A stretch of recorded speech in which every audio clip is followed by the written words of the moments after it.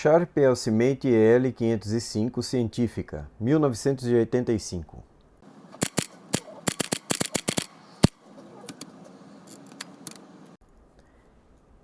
Esta Sharp é uma representante aí típica dos anos 80 do século 20, quando aqueles LEDs vermelhos dos anos 70 abandonaram as calculadoras. Quase todas aí já vinham com cristal líquido, um display cinza, e as pioneiras nisso aí foram as HP 41, já em 1980. Esta aqui é de 1985, bonita máquina, toda com detalhes aí em alumínio escovado. Apesar do alumínio escovado ser típico aí dos anos 70 do século 20 nos aparelhos de som, alguns aparelhos de som mais sofisticados, e depois até outros menos sofisticados apresentavam esse tipo de painel frontal. Essa máquina aqui tem um design bonito, mas era uma máquina lenta.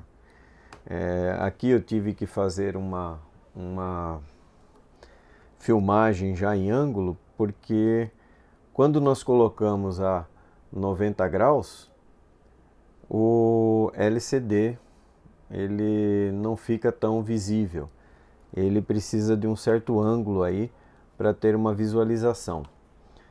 Mas é uma máquina que fez o seu sucesso, principalmente pelo baixo custo. Não era uma máquina de alto custo, apesar que esta especificamente não era tão barata assim.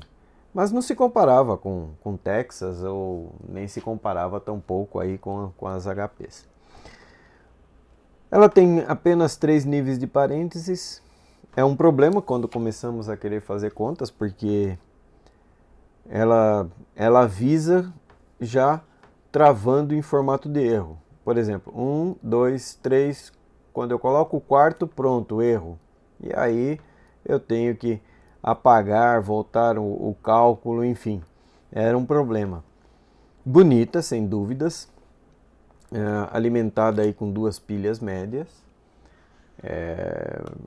Tinha sua beleza e seu charme. Mas lenta em termos de fazer cálculos. Aquele cálculo padrão que nós usamos para todas as calculadoras aí, ou pelo menos para a maioria delas, era até um certo problema fazer. Eu tinha que anotar algumas coisas, por segurança eu tinha que anotar. Mas vamos dar uma olhada aqui, por exemplo, na velocidade que ela calcula. Eu posso fazer esses 2 níveis de parênteses aqui primeiro, fazer essa conta interna aqui. Então, 2 níveis de parênteses, 50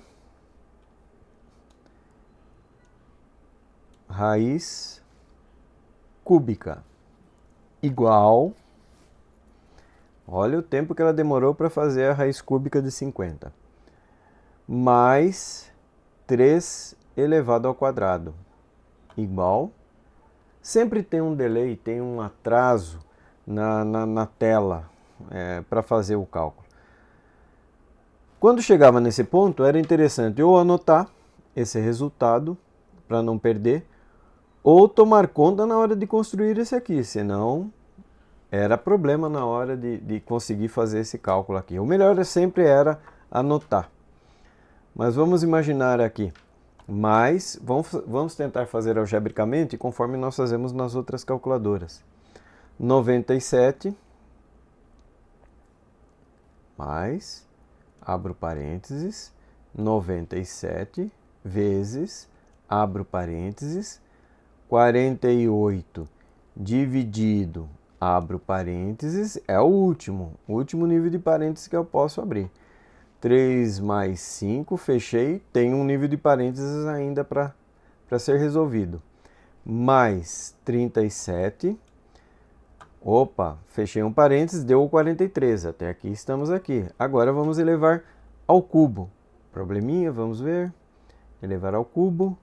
Na hora que eu vou elevar ao cubo, ele já levou em consideração aquele 97 que eu tinha colocado antes. E aí o nosso cálculo vai ter um problema para ser realizado. Ok? 7,25 já não é o resultado que esperávamos. E ele, na verdade, a calculadora já fez esse outro cálculo aqui, fazendo com que esse nível de parênteses meu aqui fosse ignorado. Você pega o jeito da máquina depois de um tempo. Não é algo que cause problemas. Os usuários adoravam essa máquina. Tinham usuários aí que defendiam ela ferrenhamente.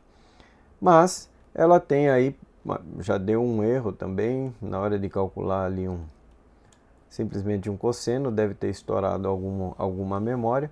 Enfim, dentro das limitações, uma máquina bastante legal, bonita, sem dúvidas nenhuma, não tem dúvidas que é uma máquina bonita, mas tinha aí os seus caprichos, precisa entender um pouco melhor para conseguir trabalhar com ela. Algébrica, podemos aqui, como é que faríamos esse cálculo? Anotando, anotaria cada parte dele e faria o cálculo. Usaria os 3 níveis de parênteses e usaria também a memória, como se fosse um quarto nível, para conseguir fazer uma conta dessa.